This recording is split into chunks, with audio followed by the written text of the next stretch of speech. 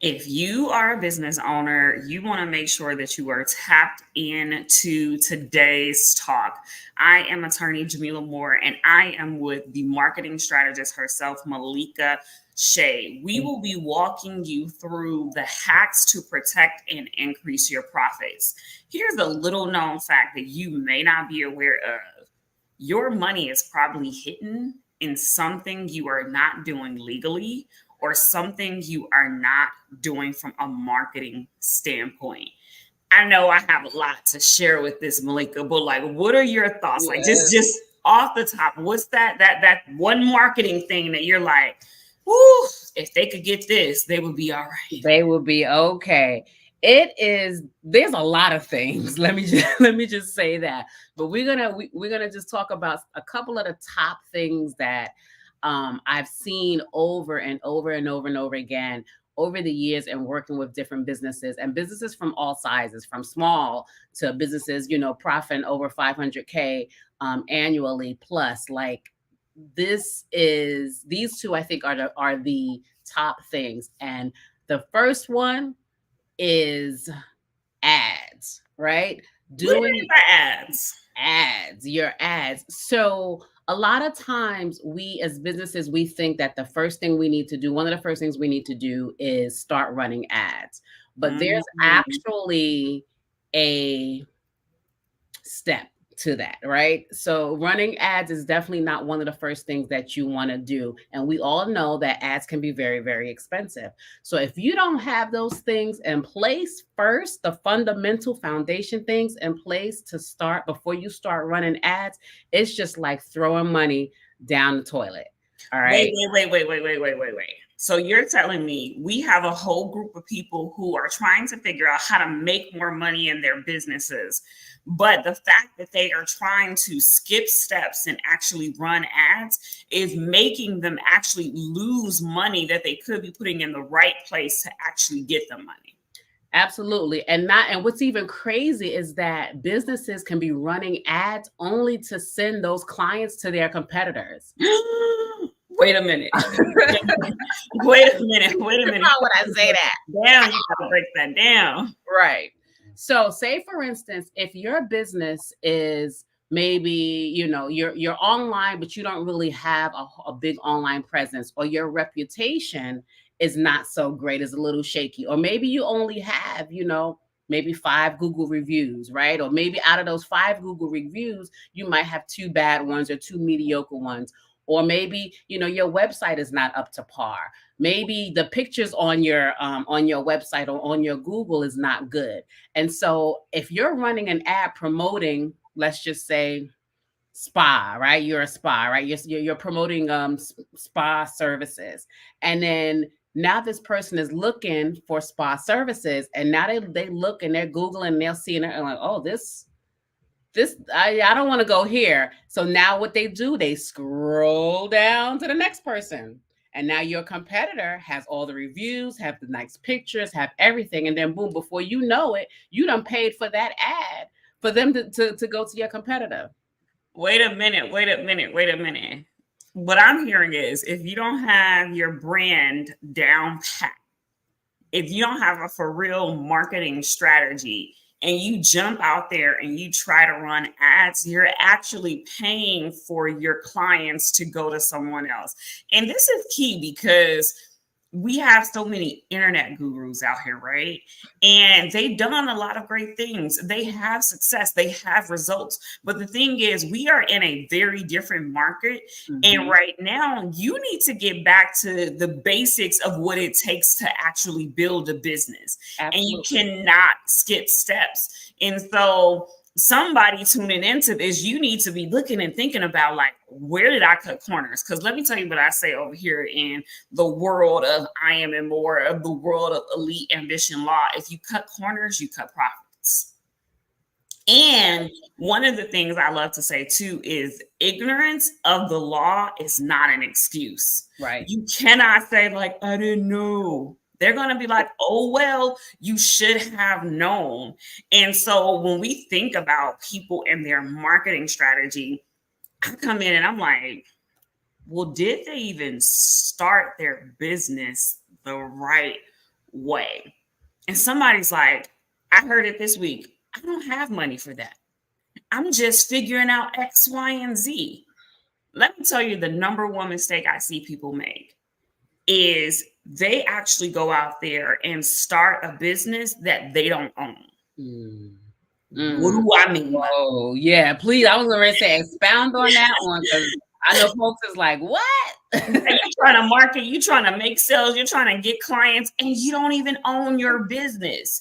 And so when you are starting your business, you have to make sure that your name is uniquely identifiable and unique only to you and not similar as someone else, not the same as someone else. It has to be different. And then you have to take the extra step to go and trademark the name. Because if you do not, it's a woman out here. Let me tell you about the woman. Uh-oh. She is packing out stadiums with 40,000 women. She's wrote books about this. She's held conferences about this. She has an app about this. And she does not own her name. In fact, someone else owns her name. And it's not the same, it's similar. Let me tell y'all a little secret. Okay. This happens a lot in the sports arena, right? Mm. So what happens is there's people who follow kids from high school through college, and they know that they're going to become the likelihood of them becoming NBA or professional, you know, whether it's NFL, NBA, whatever the professional sport is. And there's people who actually will buy those names and their domain name because they know at that point they're not thinking about that. I used to have a partner that did this. So I know, right? And so they would buy it, hold on to it, and when that person pops, now guess what? They selling them their own name for 20, 40, 30, 50, 60, whatever that $1,000 is. Okay? So it's crazy. Yeah. Y'all gotta be protecting yourselves early. Early, right? I would be something angry if I had to go and buy my name from someone and spend thousands of dollars. Yeah, and I mean that's the reality because people are out here skipping steps and they don't really know what it is that they should be doing. And so when you think about it, um, if I don't know and I see someone with a large following and I take their word without any research, I end up giving away the money that I'm trying to actually make. Right. Yeah. And so let's just say someone comes to you, right? They've tried ads, they've done some things organically. What is the thing that you tell them to do from a marketing standpoint that could help them like increase their profits the next day? If they've ran ads already, you're saying? And yeah, because they were listening to the gurus and they went and paid their legal fees to the ads people. Stop running the ads and kind of go back, take some steps back and go back to the basic stuff, right? Just what you said, looking at to make sure that your business is set up correctly, looking at to see where you are. What does your online presence say about you, your business? Does it match and is it alignment with what you are teaching about or speaking about and that sort of thing? And so just really kind of going back. But also too, a few of the main things with just kind of setting up an ad campaign, you definitely want to make sure that you know what your goals are with your campaign, right? You want to know really know who your target audience is. And a lot of times, especially in the beginning with the ads, they're not really sure. They just kind of throwing, money out there, throwing things out there to see and hope that it sticks. Also, this is a big thing that a lot of businesses don't do, a competitive analysis. Why do you want to know what your competitor is doing? right? And it sounds so like cliche, like who has time for that? But there's trust and believe, while you're saying who has time for that, your competitor is all up in your business. Trust and believe me.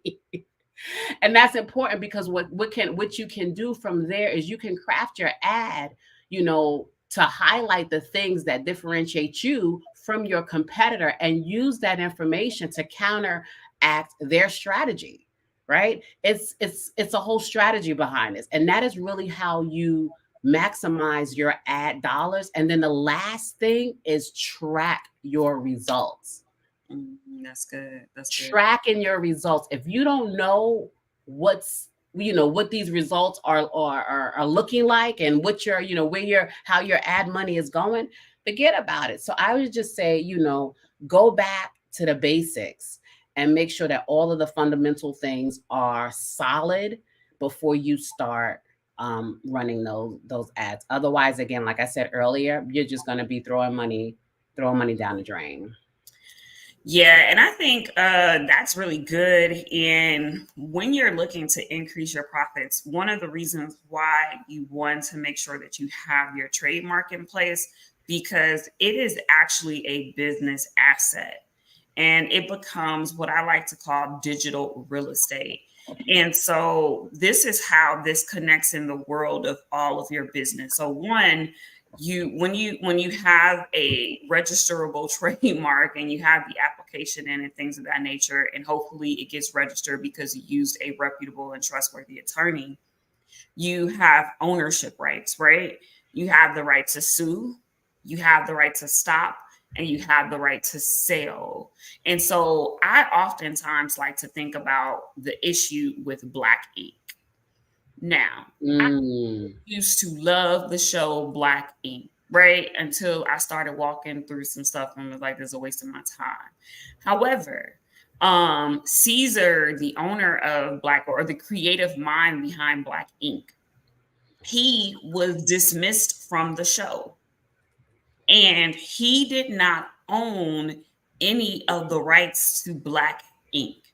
In fact, Viacom owned the trademark for Black ink. So I don't know Caesar's business, but I'm gonna act like I know Caesar's business. And I bet, one, he didn't know to trademark that brand marker. Two, even when he did, he probably didn't think it was worth the investment. And sometimes as a business owner, you will spend money on things that has a lower resale or retail value, when a trademark can go for millions. Yeah. Millions. Yeah. Off of the idea from your mind. So that's why I say it is digital real estate. Second thing is, okay, so now they're out there and they want to run ads. Well, if you don't own the trademark, that means that your competitor, who may be watching you, could come in and file the trademark from up under you and stop you from using your own stuff.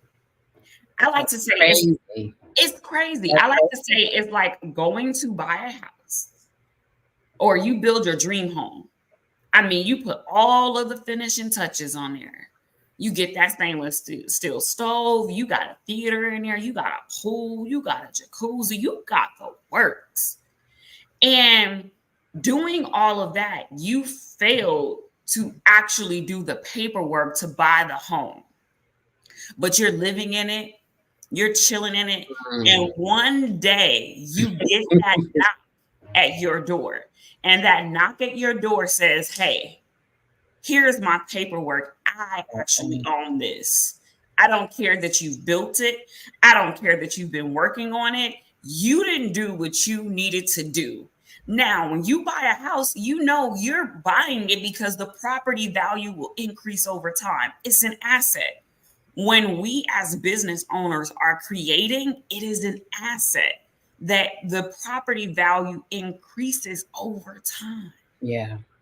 But when we get a few dollars, some of us, we go and get our Chanel bags. We go get designer bags. Oh, and talk about we don't have no money to protect our business.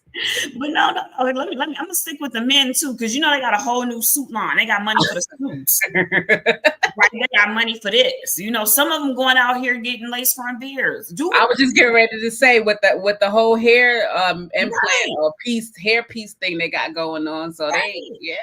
You have money for all of the things that will make you look good, but none of the things that are going to make you profit. So in a business, when they're going through the process of setting up their LLC and they name, at what step do you say, okay, it's time for you to trademark your name? Do you recommend that like in the beginning, or is it kind of like, oh, you have a couple of years, you can kind of wait and do it? What do you recommend? No, that is a very great question. I recommend you do it from the very start. The reason being, you want to make sure that it's a name that's unique to you and that you are not infringing upon someone else's rights. So if you go out there and you create Miel Hair Care or Miel Skincare, if Miel has, if Miel, and you spell it a little bit different, if Miel has already thought through skincare and put that in their trademark, and you just know them for hair products, that means that you are still infringing upon their rights, because it's not about it just being the exact same. It's about the same and similar, and whether or not you will cause customer confusion. And Mm, so you have to be very careful. And sometimes I have to work with businesses and work backwards with them yeah, and have to same here. change their entire brand, right? So you're working to increase your profits, but all of the things that you're doing in your business is setting you up to decrease your profits and Wow. have to expend more money later on, rather than making sure you start and build right. Wow, that's incredible, because the thing is that now, I mean, now that you're saying that, if they don't do that from the beginning and they're working so hard to become a brand that everybody knows, and then now only to find out you have to change that, like rebranding itself cost time, money, Mhm, resources, headache, stress, mhm. and so wow, yeah, you dropping some Yeah. gems, girl. No, it's one of those things. And these are like, I feel like business owners get so excited about the money and the profits, but these are the little hacks and the things that literally sabotage you later on because you don't know, right? And when you look at bigger brands, before they ever release that brand, and for those of us that know how to do proper trademark searches and things of that nature, we can go in and see when the idea phase started and when they Mhm. they, they bought their real estate off top. Right. And I also think about a young lady who owned a variation of a beauty brand called Skin. And she didn't go through the entire process of filing her application because Lori Harvey came about with a variation of Skin. Kim Mhm. Kardashian came about with a variation of Skin.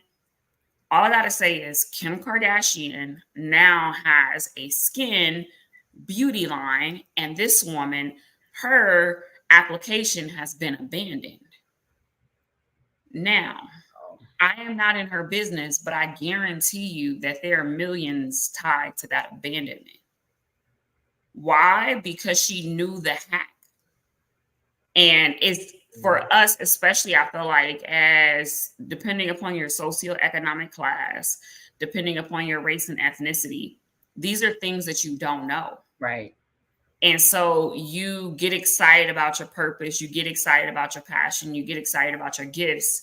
However, you're literally sabotaging your life, your business, and your legacy because you don't know that you have to have ownership over everything that you're building. And so that's one of the reasons why I'm just on a mission to really get out here and share this message, because people don't get it. You want to increase your profits, actually own your business. You want to increase your profits, actually own your brand. And hire an attorney, an experienced attorney, to help you through the process. This is, you cannot cut corners around this. Like you really can't. Um Yeah, because I mean, in reality, I get the people who come to me from LegalZoom and they're like, I have my trademark. Have it. Okay, so let me and everything, right? Just yeah, they have their trademark. So I look at their trademark and I say, well, what are you trying to protect? X, Y, and Z. Well, you didn't pay for that class. Well, you didn't have the understanding of the comprehensiveness that you had to do when you were filing the trademark application. And I'm not bashing people who are trying to save money, but I am saying if you want your business to be able to have licensing value, to be able to have some sort of resale value, you want to get it done right and you want to know everything surrounding it. Because if not, you're putting yourself in position to not have nothing to market. You're putting yourself in position to not have anything to sell. And that in itself is throwing money out the window. So when we talk about, cutting into profits, you're cutting into profits before you even make the profits. And that kind of ties into with the whole ad thing, because when you talk about the readiness, don't run ads, at the expense of your business. If you're not making that much profit, you can't afford to run ads. I don't care whatever guru is telling you or what you're seeing on YouTube, and every situation is going to be unique to each person's circumstances. Yeah. So yeah, you got to get it right in the beginning. Listen, I was trying to just be Attorney Jamila. I really was just trying to be Attorney Jamila, but I'm like attorney and business strategist, right? Yeah. Like you can't get one without getting the other, which is why there's the extra value here. And it just makes me think about people not even understanding their specific business. And to your point earlier, what it means to have a for real target audience. And so you cannot go out here thinking that you have to do what X, Y, and Z said, because that may not be best for your business. And you literally could be setting yourself up, listening, I'm coming in. You will be setting yourself up to be in a place where you're experiencing false failure.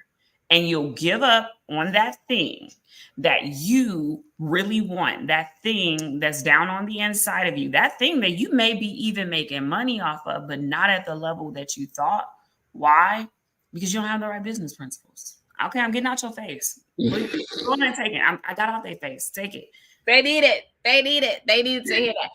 I wanted to talk about, when we talk about like target audience, and I think you mentioned something about basically, kind of utilizing what you have already in front of you and expounded on that, right? So when we talk about cutting into profits from a marketing standpoint, the other thing that comes to mind for me, where I think one of the biggest mistakes that I see with businesses that I speak to and work with, is the focus on, and this goes too for a lot of large businesses, right? The focus on only customer acquisition versus customer retention. Right. And how do we all know, or maybe we don't know, it costs more to acquire a new customer versus to retain the ones that we currently have. Right. And I remember reading a study a while ago, and it said, like, if it was basically saying, like, if a business increases the customer retention by only 5%, that profit can increase by 28 to 50 to 28 to maybe like 95%, something like that. Through a study that was done a couple of years ago, which is still relevant, right? And so when you look at utilizing your current clientele that you currently have, I speak to so many people that have email lists, they get information from, whether it's an email, cell phone number, whatever have you. And you know what that list does? It sits somewhere. And I mean, I'm talking about hundreds. I have a young lady now who owns a beauty supply store. She told me she have over 300 people on her list, in her database. She has not marketed to, but she's yet trying to acquire new customers. Okay. Let me be devil's advocate here, because somebody thinks posting is marketing. And why am I not getting sales? Why is this not happening? I put the food on the page, because we work with all industries, and we work across the US, right? That's the beauty of having these two experts here together, giving you free game, right? And I don't even want to say game, because people give you game. We're giving you sound business principles. Right. How about that? Right. Yeah, that posting is not marketing. When you talk about posting, is just that. It's posting, right? What is your strategy? What is the purpose? When you start to do things in life and business, you want to actually, what is the purpose? What am I trying to achieve by doing this? Right? And when you define that, then you move a little bit different. And posting, again, is just posting. It's just, there's no strategy behind it. There's no method to the madness. You're just posting. There's no story you're telling. Again, it's child, that though I can go on a whole rant about that, because I get, again, a lot of people that say, oh, well, I can manage my social media. I post, 4, 5, 6 times a week or whatever have you. But are those posts really relevant? And, is there a strategy behind it? And 9 times out of 10, the answer is no. The other thing I want to mention real quick is that I know you heard this a lot. I know y'all folks that's out there have heard this. Just post. You want to be consistent, and you want to post, a gazillion times a week, or whatever the case is, whatever that number is. And I don't know, some people might disagree with me on this, but I'm going to say I don't agree with that. You want to be, again, strategic about what you're posting. So it's the quality over the quantity. Okay. And that's just it. So if you're posting good quality content once or twice a week, that is better than just posting some random stuff multiple times a week. And you have to think about too, how does that affect your brand? And that can adversely affect your brand and what you're trying to achieve if you're just posting. And your brand is the thing that brings people to you over time. And these are the things, like, people think it's this or that or this piece, when it's actually interconnected. And when they get into your business, do you have them actually sign a contract to protect yourself from refunds, from chargebacks, to protect your intellectual property? Some people get into your programs just to learn your program and then go reteach your program. Well, what do you have in your contract to actually protect yourself from that? I know they probably are liking, subscribing, sending this to their business besties, because they recognize that they got some work to do. Yes. And if they have marketing work to do, they need to head over and connect with you. And, like, let me tell you how much of a marketing strategist Malika is. When you go to her website, it's not .com, right? It's Malika Shea Solutions, right? .solutions, right? Because she's providing you with a solution to actually bring your business more money, right? And then even when you connect with me, it's about you being elite. Like, these are the brands that I work with. You're elite and you're ambitious, and you want to make sure that someone cannot steal all the things that you've put in place to actually make money. You want to make sure that people are not,